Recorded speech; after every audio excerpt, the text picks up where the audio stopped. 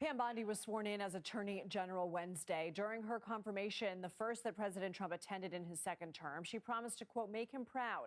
And she wasted no time getting started on his agenda.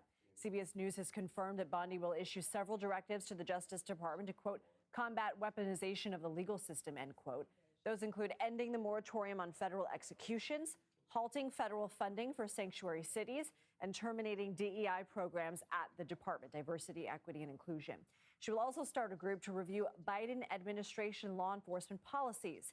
This was first reported by Fox News. CBS News Department of Justice reporter Jake Rosen joins me now. Jake, how will these major directives impact the department and its operations?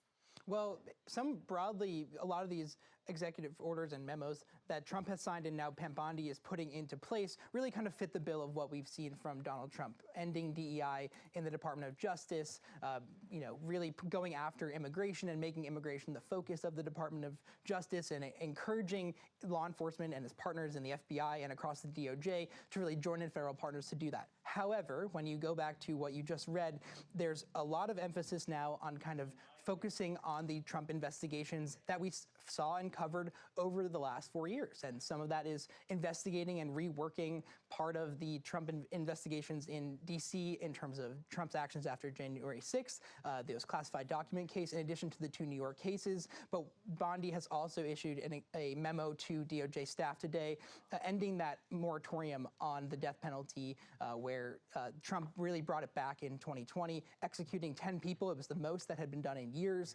The Biden administration, when they first took over, put a moratorium on that, and now Trump made a big point of, in his second term now, really bringing a lot of that stuff back. So really what we've seen is a reprioritization of the Biden administration, or of the Trump administration's rather, immigration policies across the DOJ, but also really focusing on really going after and potentially weaponizing the DOJ against people who went after Donald Trump. All right, tell us more about the weaponization working group and what it will be doing. Yeah, and this working group is going to be investigating everything from things that Donald Trump spoke about constantly on the trail, which is alleged behavior of the Biden administration going after Catholics and going after parents at school board meetings. That really focuses about parents' rights and religious autonomy in America, two things that conservatives have made a big point of. But again, like it also goes after potentially Alvin Bragg, who we know launched that case that sent Donald Trump to court back in May, and he was found guilty in that case. He'll go after these investigation will go after Letitia James, who launched that civil action lawsuit against Donald Trump over fraud in New York City, in addition to investigating these 2 Jack Smith cases.